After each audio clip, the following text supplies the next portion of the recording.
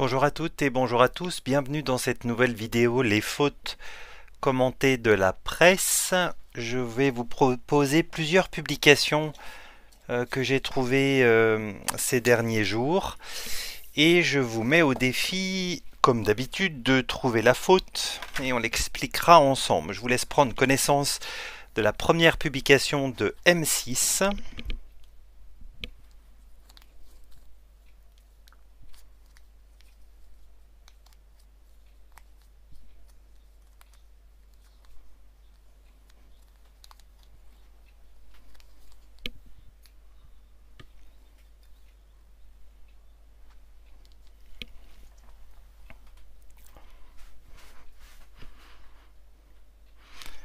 Alors, indice pour vous, homonyme grammatical ou homonyme. Donc vous l'aurez probablement vu, le davantage ici s'écrit en un seul mot. Il s'agit de l'adverbe davantage et non pas du nom avantage précédé du déterminant. Donc attention, à chaque fois que davantage est remplaçable par plus, il est un adverbe. J'aime davantage le poulet, j'aime plus le poulet. Et l'adverbe s'écrit en un seul bloc. Attention, attention. Deuxième publication.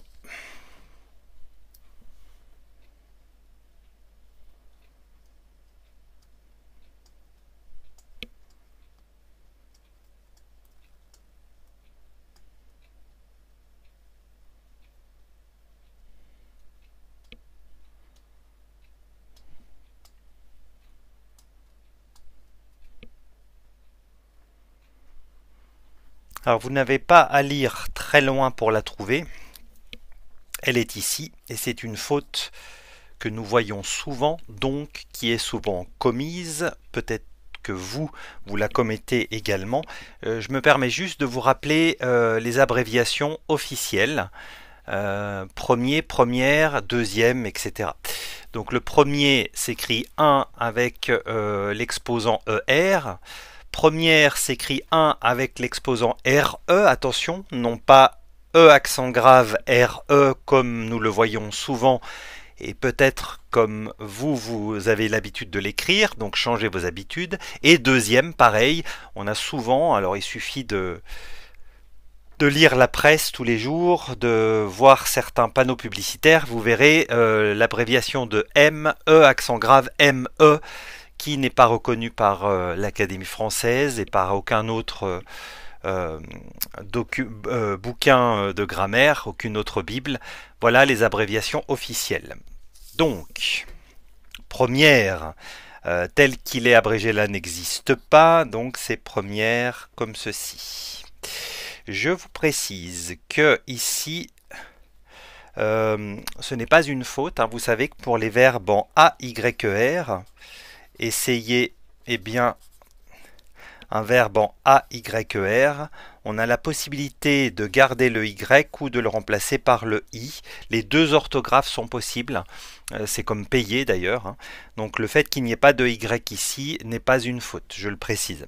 Cette tolérance n'est pas valable pour les autres verbes en OYER ou UYER. On n'a qu'une seule possibilité, à savoir le Y devient le I. Publication suivante.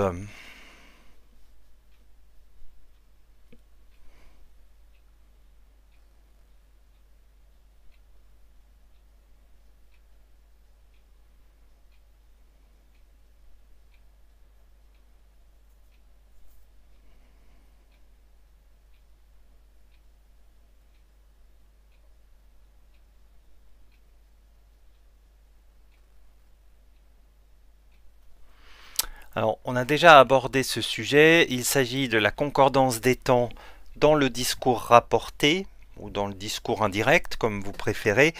Et là, la concordance des temps existe, elle est à appliquer absolument, et tout dépendra du temps du verbe introducteur. Ici, c'est le passé composé, nous sommes donc dans le système du passé. Le futur n'est pas possible. Le futur n'existe pas dans le système du passé. C'est le futur du passé, futur dans le passé, ou plus communément appelé conditionnel conditionnel qu'il faut utiliser. Donc à la place de négociera, c'est négocierait. Négocierait. Voilà. Attention, cette faute est souvent commise, surtout à l'oral. Elle est tolérée, comme beaucoup d'autres fautes qui sont tolérées à l'oral. Par contre, à l'écrit, il n'y a pas de tolérance. Et là, si vous ne respectez pas la concordance des temps, on vous le reprochera. Donc, le président ukrainien, le U minuscule est correct puisque c'est l'adjectif dans le groupe nominal ici. Donc, pas de problème pour la minuscule. A martelé vendredi qu'il ne négocierait pas. Si vous voulez garder le présent, il faut que vous ayez le futur, pardon, le futur simple, il faut ici que vous ayez le présent. Le président ukrainien martèle vendredi qu'il ne négociera pas. Le présent irait, enfin va, c'est pas irait, c'est le présent va avec le futur, alors que le passé composé va avec le futur dans le passé. Attention, concordance des temps dans le discours rapporté.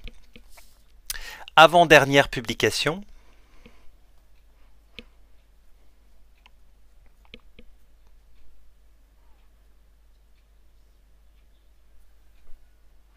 Donc je vous l'ai dit, je vous l'ai rappelé tout à l'heure, c'est la problématique que nous avons souvent abordée, minuscule ou majuscule.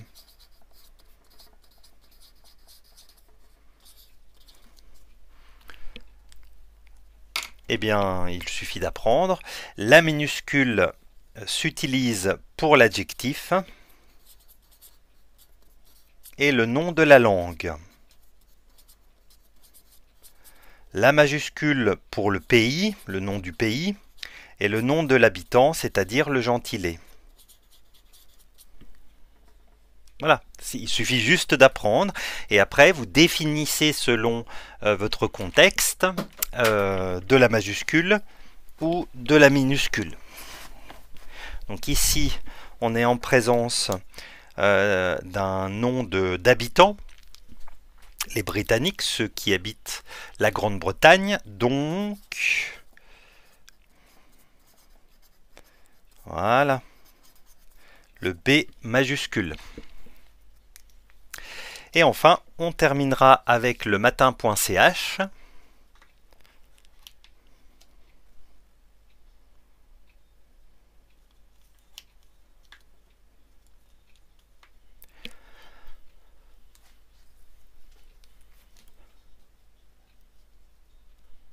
Le fameux, le sempiternel, participe passé.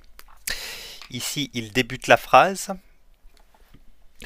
Il nous faut donc appliquer la règle qui dit que le participe passé qui débute la phrase s'accorde avec le sujet qui vient après la virgule. Donc la virgule est ici, le sujet est ici. Qui est-ce qui est capturé par le photographe? C'est elle. Donc le S, d'ailleurs on ne sait pas d'où il vient, entre parenthèses, puisqu'il n'y a même pas de pluriel dans la phrase. Donc capturé.